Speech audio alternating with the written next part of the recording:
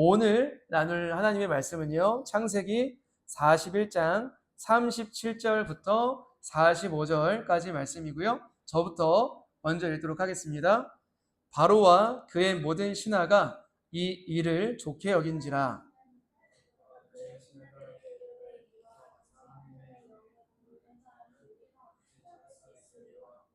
요셉에게 이르되 하나님이 이 모든 것을 내게 보이셨으니 너와 같이 명철하고 지혜 있는 자가 없도다.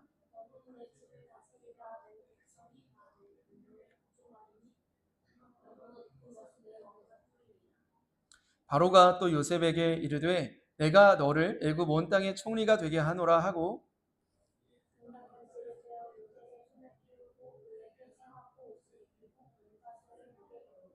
자기에게 있는 버금 수레에 그를 태우매 무리가 그의 앞에서 소리 지르기를 엎드리라 하더라. 바로가 그에게 애굽 전국을 총리로 다스리게 하였더라.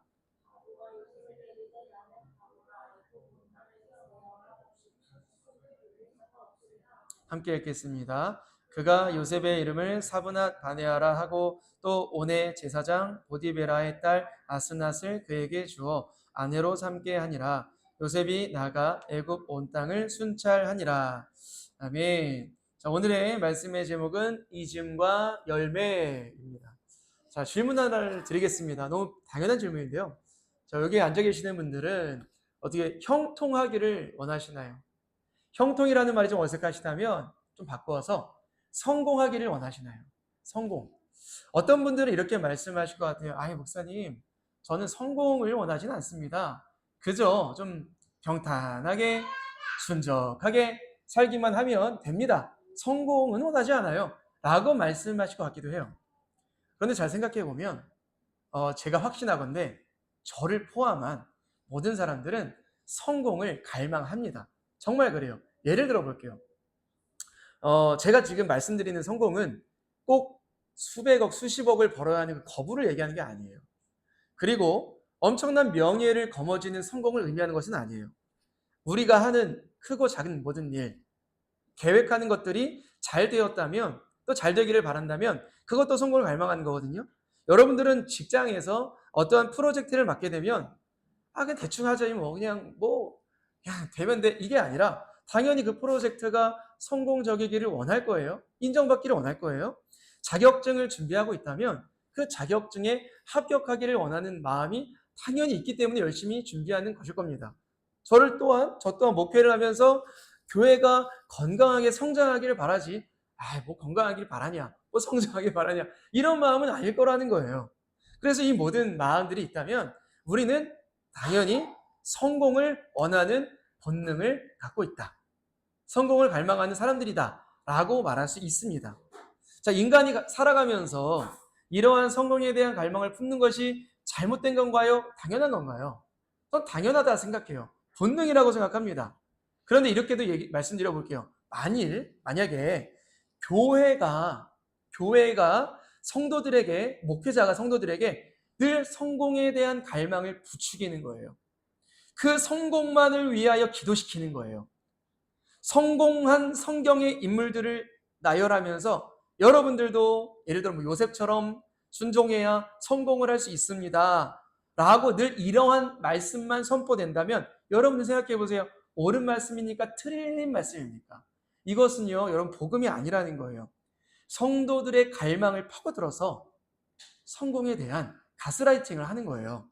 왜냐하면 성경에 소위 우리가 편하게 말하기를 성공한 것처럼 보이는 인물들이 등장하는 이유는 결코 우리도 그렇게 살면, 그들처럼 따라하면 성공할 수 있다는 것을 하나님이 알려주시는 것이 아니라는 거예요.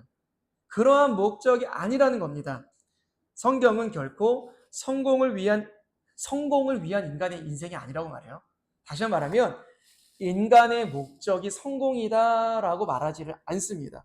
돈을 많이 버는 것, 높은 자리에 올라가는 것은 절대로 하나님께서 저와 여러분에게 주신 제1된 목적이 아니에요. 그런데 오늘날의 많은 크리스찬들이 무엇을 목적으로 삼아요? 많은 것을 소유해서 경제적 자유를 누리는 것, 사람들에게 인정받는 그것 자체를 목적으로 하는 그리스도인들이 굉장히 많아요. 정말 많습니다. 이러한 결과, 성도들이 그것을 목적으로 살아가게 된 이유가 뭔지 아십니까? 그 원인이 뭘까요? 솔직히 뭐냐면 교회가 성경을 그리고 성공을 잘못 가르쳤기 때문이에요. 성도들의 갈망을 파고들어서 그 갈망을 끄집어내서 어떻게든 교회에 나오게 하고 그 갈망을 끄집어내서 조금이라도 교회에 더 이렇게 헌신하게 만들기 위한 하나의 가스라이팅을 위해서 성공 신화적인 인물들을 나열하면서 헌금하십시오, 봉사하십시오, 헌신하십시오 이렇게 가르쳤다는 거예요. 그럼 어떻게 가르쳐야 될까요, 여러분?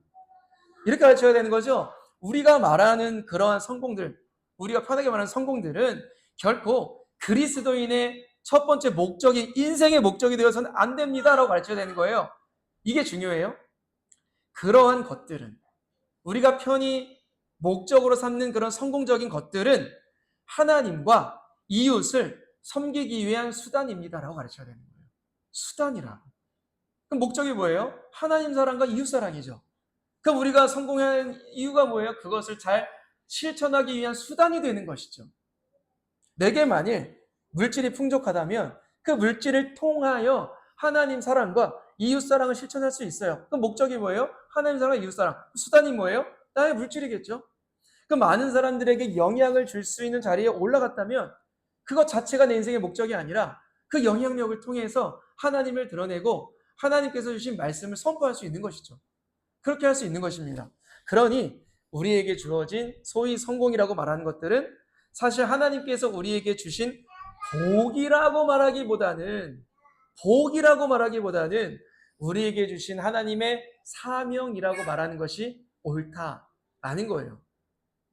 여기까지 이해가 되시죠? 어렵지 않죠? 하나님을 위해 잘 사용해야 하는 거룩한 부담을 가져야 되는 자원들이라고 생각해야 되는 거예요. 물질이든 체력이든 나의 영향력이든 하나님 위해 사용해야 되는. 자, 이렇게 말씀드리면 어떤 분들은 끄덕끄덕이실 거고요. 또 어떤 분들은 마음이 좀 불편해지실 것 같기도 해요. 왜냐하면 이렇게 말할 것 같아요. 아니 목사님, 제가 노력해서 얻은 것들이면 제가 노력해서 얻은 것이니까 내 거 아닙니까? 왜 다 하나님 것이죠? 적어도 제가 얻은 것들이니까 제 만족과 유익을 위하여 다 사용해도 되는 것 아닙니까? 라고 말을 할 수도 있을 것 같아요. 만일 그러한 생각이 드신다면 저로 예를 들어 볼게요. 제가 열심히 막 설교도 하고 열심히 전도도 하고 열심히 노력도 해서 교회가 부흥했다고 치겠습니다. 교회가 부흥했어요. 헌금도 막 쌓이는 거예요. 담임 목회자인 저에게도 막 사례비가 올라갑니다. 근데 어느 날 제가 초심을 잃고 입고 오는 옷, 시계, 신발 다 명품이 되어 있는 거예요. 명품이 나쁘다는 게 아닙니다. 하지만 저희는 여러분들에게 하나님의 거라고 선포하면서 제가 입고 오는 모든 것들이 다 여러분들 보기에 덕이 되지 않는 겁니다. 틈만 나면 시간을 빼내어 저의 유익을 위하여 사치를 위하여 즐기고 있다면 여러분들은 이 교회를 다니시겠습니까? 안 다니겠습니까? 여러분들이 불편해하고 있을 그때에 저는 이렇게 말을 하는 거예요. 아니 형제님, 자매님, 제가 30대 때부터 노력해서 얻은 결과예요. 저를 위해 쓰는 게 무엇이 잘못된 겁니까? 제가 이렇게 말을 한다면 이렇게 얘기할 거예요. 아니 목사님, 아무리 그래도 하나님께서 주신 것을 그렇게 소비하는 것은 안 되죠. 라고 말하는 분들이 많을 것입니다. 그럼 만일 여러분들에게 그러한 생각이 드신다면 그러한 기준을 저뿐만 아니라 집사님, 권사님, 장로님, 성도들에게도 적용해야 된다는 거예요. 왜냐하면 목회자나 성도들이나 하나님 앞에서 똑같은 그리스도인입니다. 목회자에게 주어진 것이나 성도들에게 주어진 것이나 궁극적으로 하나님의 것임을 인정하고 하나님을 위해 사용해야 하는 목적이 있기 때문입니다. 물론 그건 맞아요. 저는 목회자로서 여러분들에게 더 말씀을 선포한 대로 더 살아야 되는 그런 목회자입니다. 경각심을 가져야 돼요. 성도들에게 본이 되어야 되는 건 사실입니다. 그러나 이러한 잣대와 기준은 목회자나 성도들이나 똑같다라는 것입니다. 자, 그런 의미에서 우리는 요셉의 이야기를 통해서 결코 잘못된 결론을 도출해서는 안 된다는 거예요. 요셉의 삶을 우리는 올바르게 읽어 나가야 됩니다. 자, 오늘 본문을 보면요. 요셉의 지위와 권세와 부가 쭉 올라가요. 소위 우리가 말하는 대성공을 거둡니다. 대박 장면이 나와요. 어떻게 보면 굉장히 감동적이에요. 인생 역전이거든요. 속이 다 시원해집니다. 우리 또한 저렇게 인생이 역전되면 좋겠다 라는 생각이 자내게 남는 본문이에요. 하지만 우리가 거기서 마음을 빼앗겨서는 안 돼요. 마음을 다 잡아야 돼요. 자, 하나님의 목적이 요셉의 성공입니까? 아닙니까? 아니에요. 요셉의 목적이 총리입니까? 아닙니까? 아니었어요. 요셉의 성공은 사람들의 생명을 살리기 위한 수단이에요. 그 총리직을 통해 굶주린 많은 영혼들을, 많은 자들 살리거든요. 그럼 총리가 목적이 아니라는 거예요. 총리가 되어서 살리는 것이 목적이라는 거예요. 요셉 또한 그것을 깨달아서 그 높아진 지위와 엄청난 부를 하나님 나라의 뜻을 위하여 사용해야 되는 것입니다. 자, 오늘 나눌 41장이 좀 길어요. 짧지가 않아요. 근데 내용은 굉장히 간단해요. 자, 요셉은 여전히 감옥에 갇혀 있는 상태입니다. 그리고 바깥 세상은 굉장히 분주하게 돌아가요. 자, 그러다 어느 날 애굽의 이집트의 바로 왕이 파라오가 이상한 꿈을 꾸게 되는데, 여기 화면을 보시면 이상한 그림이 있죠? 꿈 하나를 꿔요. 꿈을 꾸는데 여기 그림에 보시다시피 첫 번째로는 엄청나게 살찐 소, 좀 먹음직스럽게 생긴 1등급 특 A급이 등장을 합니다. 그런데 뒤이어 저기 왼쪽에 있는 소를 보시면 어때요? 오른쪽에 있는 소를 보시면 굉장히 깡말랐어요. 깡마른 소가 등장을 하더니 통통한 소를 다 잡아먹어버리는 거예요. 7마리의 소가. 굉장히 뒤숭숭한 꿈이었습니다. 또 하나를 꿔요. 잠에서 깼다가 다시 꿈을 꾸는데 이번에는 굉장히 통통한 곡식이 등장을 하는데요. 뒤이어 굉장히 바싹 마른 곡식이 등장해요. 곡식이. 바싹 마른 곡식이 통통한 곡식을 다 삼켜버립니다. 이런 꿈을 꿔버리는 거예요. 자, 바로의 마음이 찝찝해요. 이거 무슨 꿈이지? 그 당시에는 꿈에 대해서 굉장히 많은 의미 부여를 했거든요. 도저히 해석이 되지 않는 거예요. 그래서 애굽 안에서 해몽에 능한 사람들을 다 불러 모읍니다. 점술가, 역술인 다 끌어모아요.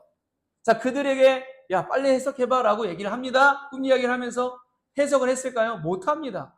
물론 자기 나름대로 바로왕에게 죽기 싫으니까 말은 했겠지만 바로왕은 야, 그건 아닌 것 같은데? 야, 그건 좀 아닌 것 같은데? 해석이 바로왕의 마음을 시원케 하지를 못하는 거예요. 왜 그랬을까요? 이 꿈을 주신 분이 누구냐면 하나님이에요. 그렇기 때문에 하나님의 능력과 하나님의 지혜를 입은 자가 이 꿈을 해석할 수가 있었어요. 자, 바로가 너무 괴롭습니다. 이 꿈 도대체 뭐야? 찝찝해 죽겠어. 자, 그때 누가 등장하냐면 술 맡은 관원장, 술장관이 등장을 해서 바로 왕에게 말하는 거예요. 왕이시여, 오늘날 저의 죄가 떠오릅니다. 2년 전에 제가 감옥에 있을 때에 저와 떡 맡은 관원장이 꿈을 기가 막히게 해석해준 청년 한 명이 있었어요. 그 청년이 누굽니까? 요셉 아닙니까? 자, 그 청년의 말대로 저는 풀려났고 그 청년 말대로 떡 맡은 관원장은 매달려서 죽었습니다. 라고 이야기를 해줍니다. 자, 바로는 그 이야기를 듣고 곧바로 요셉을 불러옵니다. 야, 당장 요셉을 불러와라. 자, 요셉을 불러와요. 요셉은 옷도 갈아입히고 깨끗이 씻기고만 했겠죠. 수염도 깎이고 묻습니다. 야, 네가 그렇게 꿈 해석을 잘하냐? 물어보는 거예요. 이에 요셉이 16절에서 뭐라고 대답을 해요? 함께 읽어볼까요? 시작. 요셉이 바로에게 대답하여 이르되 내가 아니라 하나님께서 바로에게 편안한 대답을 하시리이다. 자, 이때에도 요셉은 나에게 해석의 능력이 있는 것이 아니라 오직 하나님만이 그 해석의 능력을 갖고 계시다고 선포를 합니다. 자, 바로가 누구를 섬겼을까요? 바로는 태양신을 섬기는 자예요. 그런데도 요셉은 우상을 숭배하는 바로 앞에서 하나님을 담대하게 선포하는 것입니다. 자, 바로는 그 말에 불쾌해하지 않아요. 그리고 자기가 꿨던 그 꿈을, 제가 아까 말씀드린 꿈 있죠? 소가 나오고 곡식이 나왔던 꿈을 바로가 요셉에게 다 알려줍니다. 자, 꿈을 들은 요셉은 막힘없이 해석을 해주는데 먼저 이렇게 말하는 거예요. 왕이시여, 이게 좀 의미심장해요. 왕이 두 개의 꿈을 꾸었지만 사실은 하나의 꿈입니다. 똑같은 꿈입니다. 라고 얘기를 해줘요.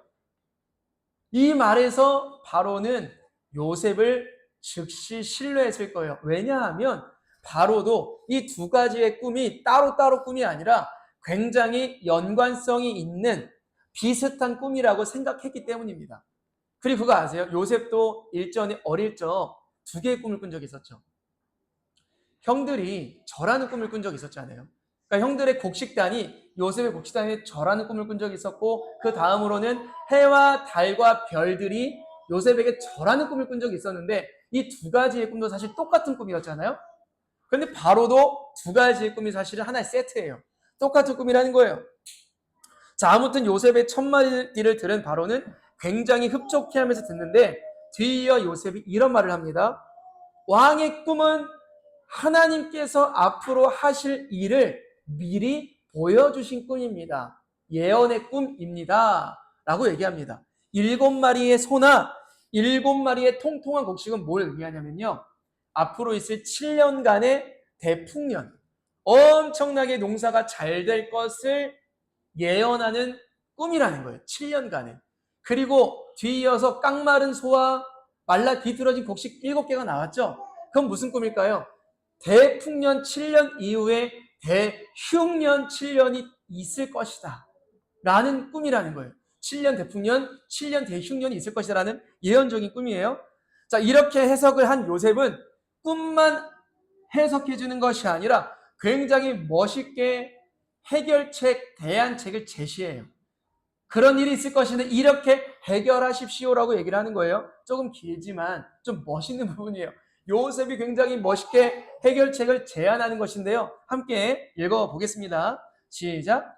이제 바로께서는 명철하고 지혜 있는 사람을 택하여 애굽 땅을 다스리게 하시고 바로께서는 또 이같이 행하사 나라 내 감독관들을 두어 그 7해 풍년에 애굽 땅의 5분의 1을 거두되 그들로 장차올 풍년의 모든 곡물을 거두고 그 곡물을 바로의 손에 돌려 양식을 위하여 각 성읍에 쌓아두게 하소서.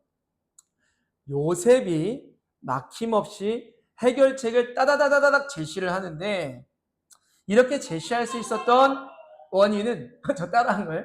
너무 귀여워. 따다다다 해가지고 그렇게 해석할 수 있었던 지혜는 누가 주신 거예요? 궁극적으로 하나님께서 주셨고요. 동시에 뭐가 있냐면 요셉이 보디발의 집에서 가정총무로 열심히 일했던 지혜와 지식과 그리고 감옥에서 간수장의 인정을 받아 재반사무 행정일을 다 맡아보았던 그 경험의 하나의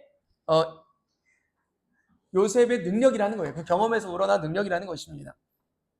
그래서 이렇게 얘기해요. 왕이시여 7년간의 대풍년 동안 20%를 거두어서 저장해 두십시오. 그리고 그 20%를 흉년 7년 동안 꺼내어 쓰십시오. 라고 제안을 합니다. 자, 이러한 데이터가 어디에 기반한 거예요? 꿈이에요, 꿈. 무슨 과거의 그런 통계, 그런 해석을 통해 있는 것이 아니라 바로의 꿈에서 기반한 대안책이에요.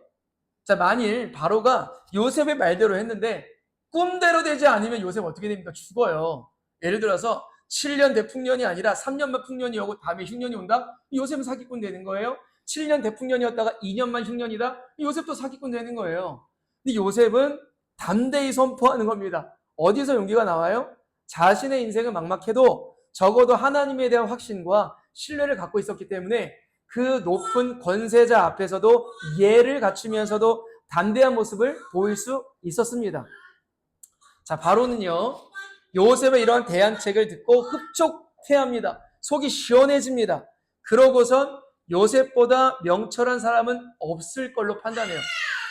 애굽이 엄청난 나라예요. 엄청나게 많은 부귀영화와 지혜자들이 가득 찬 나라입니다. 그럼에도 불구하고 왕이 생각하는 거예요. 너보다 지혜 있고 명철한 자는 없을 것이다. 이에 모든 일, 그 모든 일을 요셉에게 맡기고자 하는 거예요, 여러분. 그리고 바로 이렇게 선포합니다. 요셉에게 요셉아, 너는 내 집을 다스려라. 내 집이 어디입니까? 애굽이죠. 내 집을 다스리라. 애굽의 모든 백성이 다 너의 명령에 복종하리니 내가 너보다 높은 것은 내 왕좌뿐이리니 내가 너를 애굽 온 땅의 총리가 되게 하노라. 2인자가 되게 하노라. 라고 바로왕이 선언을 하는 것입니다. 그러고서 어떻게 하냐면 자기가 끼고 있던 반지를 빼요. 그 반지가 뭐냐면 결제 도장 반지예요. 온 나라의 모든 결제가 서류가 오면 꽝꽝 찍어주는 도장 반지거든요. 그거를 빼서 누구한테 주냐면 요셉에게 주는 거예요. 네가 껴라 이제. 네가 결제해라. 모든 일을. 이라고 하는 겁니다. 그리고 총리의 옷으로 갈아입혀요. 그리고 거기서 끝나지 않고 버금 수레를 태우고 수많은 군인들을 동원해서 요셉에게 주는 거예요. 자, 성경을 보면 옷에 대한 이야기가 참 많이 나와요. 요셉은 어릴 적 무슨 옷을 입었어요? 채색 옷을 입었고 나중에는 보디바르의 집에서 종의 옷을 입었고 감옥에서는 죄수복을 입었고 이번엔 무슨 옷을 입어요? 총리의 옷을 입습니다. 자, 옷은 그 사람의 무엇을 의미하죠? 정체성을 의미해요. 제가 만일 갑자기 알리나 테무에서 경찰복을 사서 입고 밖에 돌아다니면 어떻게 되냐면 끌려가죠. 경찰서로 연행되겠죠. 왜냐하면 저의 정체성을 법적으로 부여된 정체성을 잘못 이용하는 거기 때문에 정체성을 갖고 있는 것이 우리의 옷이라는 거예요. 이제 요셉은 종도 죄수도 아닌 총리의 정체성을 갖고 몇 년 동안 살아간지 아세요? 30세에 총리가 됐고 110세쯤에 죽었으니까 80년 동안 총리직을 수행하는 거예요. 그런데 중요한 것은 요셉의 제일된 정체성은 사람들이 그에게 부여해준 정체성, 의복이 아니었어요. 뭐냐면 요셉은 종의 옷이든 죄수복이든 채색 옷이든 총리의 의복이든 상관없이 하나님의 사람이라는 정체성으로 살았다는 거예요. 이게 중요합니다. 저에겐 여러 정체성, 여러분들에게 여러 정체성이 있어요. 남편이요, 또 일하는 가게의 종업원이요, 또 목회자로서 저는 살아가고 있고 여러분들도 마찬가지일 겁니다. 그런데 저에게 가장 중요한 정체성은 뭐예요? 목회자입니까? 그것도 아니에요. 그리스도인, 하나님의 사람이라는 정체성이 저에게 본 캐릭터입니다. 그것이 굉장히 잘 정립되어 살아갈 때에 저는 남편으로서, 목회자로서, 또한 가게에서 일하는 사람으로서 건강한 정체성으로 또 갖고 살아갈 수가 있는 것이죠. 하나님의 사람으로 살았을 때. 가만 보면 요셉도 종이든 죄수든 총리든지 간에 일관성 있는 모습을 보이거든요. 이 말씀을 보면. 그 이유가 뭘까요? 그의 엄청난 성공이 그의 인격을 변질시키지 않았습니다. 그 비결은 그가 하나님의 사람이라는 정체성을 잃지 않았기 때문이기도 하죠. 적어도 지금 요셉 위에는 누구밖에 없습니까, 여러분? 요셉 위에 바로왕밖에 없어요. 요셉이 인장반지를 끼고 있다는 것은 바로를 제외한 백성들의 삶과 죽음을 선택할 수 있는 권한까지 갖고 있다는 거예요. 그러니까 요셉은 우리가 생각하는 것보다 훨씬 더 많은 권력을 갖고 있습니다. 자, 한번 여러분 생각해 보세요. 요셉이 총리가 되어 인장반지를 끼고 버금수레를 탈 때에 가장 두려운 사람이 누굽니까? 두려워하고 있을 사람. 누굴 것 같으세요? 보디발의 아내 아닐까요? 요셉이 총리가 되었을 때 보디발의 아내가 벌벌 떨었을 것 같아요. 보디발도 떨었겠죠. 아무리 보디발이 높은 사람이어도 요셉보다 높지 않잖아요. 바로가 선포를 했으니까. 너보다 높은 사람은 나밖에 없다라고. 그것도 누가 무서워하고 있을까요? 보디발의 집에서 요셉을 좀 업신여기던 다른 사람들이 벌벌 떨고 있었을 것 같고, 이 소식을 아직 모르겠지만 만약에 알게 된다면 요셉의 형들은 정말 긴장돼서 죽어버릴지도 모르겠습니다. 너무나 높은 권세를 갖고 있기 때문에. 자, 여러분들이 요셉이라면 누구에 찾아갈 거예요? 제가 요셉이라면 누구에 찾아갈 것 같아요? 보디발의 아내 집에 찾아가서 똑똑똑 노크를 하고 나 기억나? 하면서 이야기를 해주지 않겠습니까? 보디발에게는 아내 간수 좀 잘해 이러면서 얘기하면서 네? 어떻게 좀 저의 권세를 뽐내지 않겠습니까? 그런데 성경을 보면 요셉이 그 누구에게도 자기에게 해를 입히거나 악을 행한 사람들에게 복수했다는 장면이 나오질 않아요. 물론 복수를 안 했다는 장면도 나오질 않아요. 근데 제가 확신하건대 요셉은 그 권세를 남용해서 사람들에게 복수하지 않았을 것으로 확신을 합니다. 왜냐하면 나중에 자기의 형들을 용서할 정도라면 다른 사람들 또한 요셉은 그냥 덮어두고 살아가지 않았을까라고 확신을 합니다. 그저 하나님께서 주신 그 총리직을 성실히 수행할 뿐이었어요. 하지만 요셉은 알았어요. 이 총리직은 내가 계획한 것도 아니고. 여러분 말씀을 보시면 요셉이 단 한 번도 내가 총리가 되기 위하여 참고 열심히 노력해야겠다라고 하는 말씀이 나오질 않습니다. 하나님의 은혜로 살아가는 것입니다. 그리고 성경은 요셉이 결혼하여 낳은 자식을 통해 총리가 된 요셉이 그러니까 요셉의 고백의 인생에 대한 고백이 나와요. 자녀의 이름을 통해 나옵니다. 한번 읽어볼까요? 함께 51절 51절 읽어보겠습니다. 시작. 요셉이 그의 장남의 이름을 므낫세라 하였으니 하나님이 내게 내 모든 고난과 내 아버지의 온 집 일을 잊어버리게 하셨다 하미요, 차남의 이름을 에브라임이라 하였으니 하나님이 나를 내가 수고한 땅에서 번성하게 하셨다 함이었더라. 자, 요셉이 두 아들을 낳아요. 첫 번째 이름이 뭐예요? 므낫세입니다. 므낫세의 이름은 뜻은 있다요. 있다, 잊어버리다입니다. 요셉의 마음속에는 상처가 있습니다. 어릴 때 형들이 자기의 옷을 벗겨버리고 구덩이에 넣어버리고 상인들에게 팔아넘긴 엄청나게 마음에 그 상처가 있어요. 그리고 보디발의 집에서 누명을 받은 상처가 있습니다.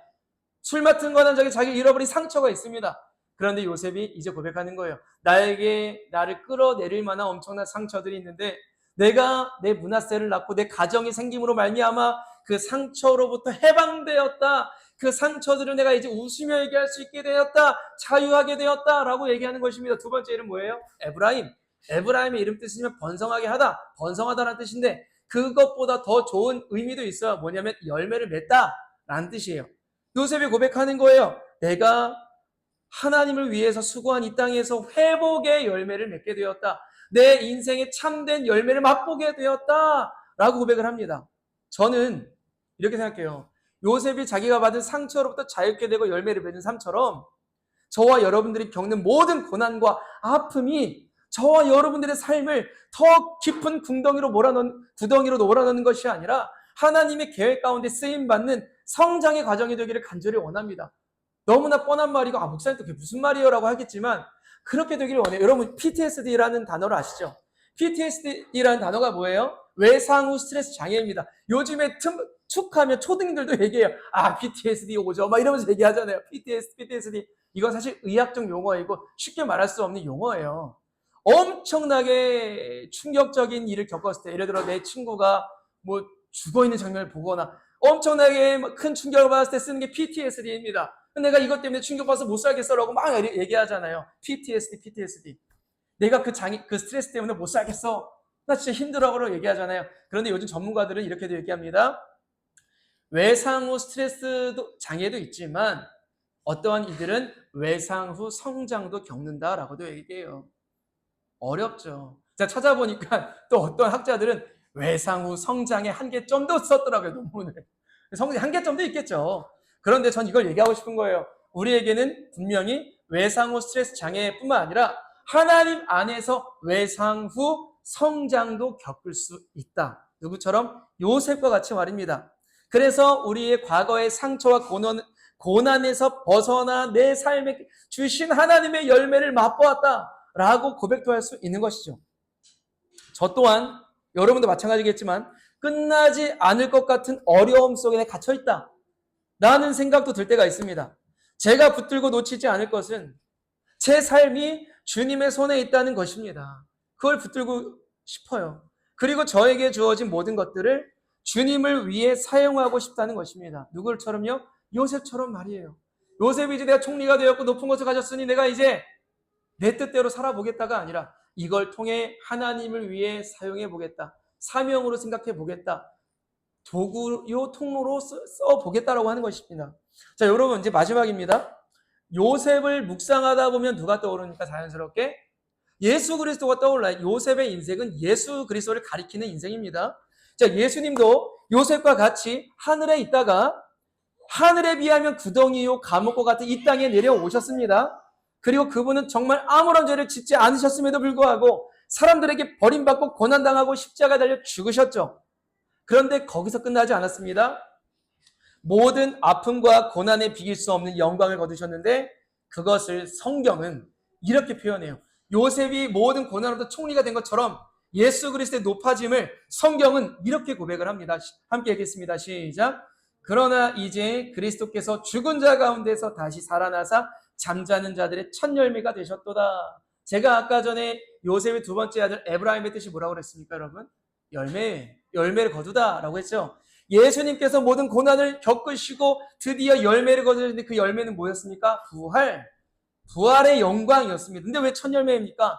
예수님을 믿고 죽은 저와 여러분들도 첫 열매 부활처럼 첫 번째 부활을 겪으신 예수님처럼 두 번째 부활, 세 번째 부활, 그러니까 부활이 몇 번이 있다는 것은 아니고 우리가 다 부활을 뒤이어 겪게 될 거다라는 의미에서 예수님의 부활을 첫 번째 부활, 첫 번째 열매라고 얘기하는 것입니다.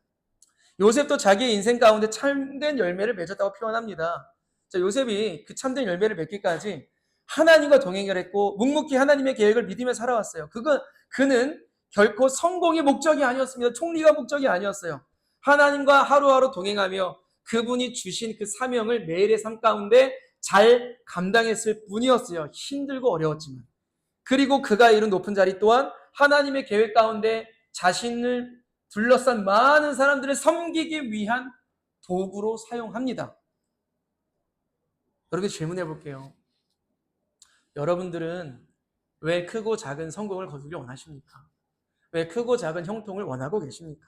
왜 부자가 되고 싶고, 왜 높은 자리에 오르고 싶고, 왜 형통하기를 원하십니까?